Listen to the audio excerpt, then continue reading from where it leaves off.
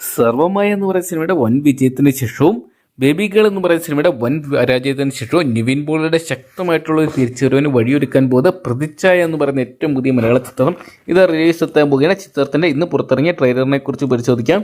Video ആദ്യമായിട്ട് കാണുന്ന സുഹൃത്തുക്കളാണെങ്കിൽ ഏറ്റവും ലേറ്റസ്റ്റ് സിനിമാ വിശേഷങ്ങൾ അറിയാൻ വേണ്ടി ഇപ്പോൾ തന്നെ ചാനൽ സബ്സ്ക്രൈബ് ചെയ്ത് നോക്കുക.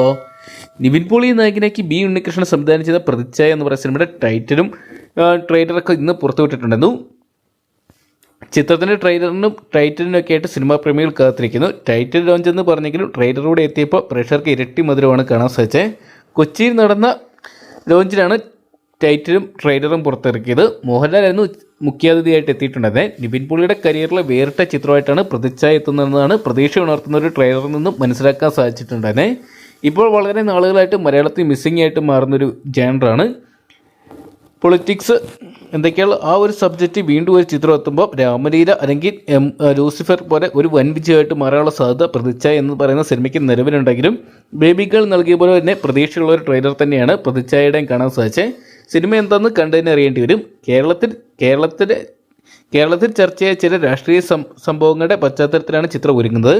കേരളത്തിലും ഇന്ത്യയിലും വിവിധ സംസ്ഥാനങ്ങളും വിദേശത്തുമായി ഏകദേശം 90 ദിവസം എടുത്തായിരുന്നു ചിത്രത്തിൻ്റെ shooting. Shri Gokulam movies, RD illuminations, LLP എന്നീ ബാനറുകളിലായിട്ടാണ് ചിത്രം നിർമ്മിക്കുന്നത്.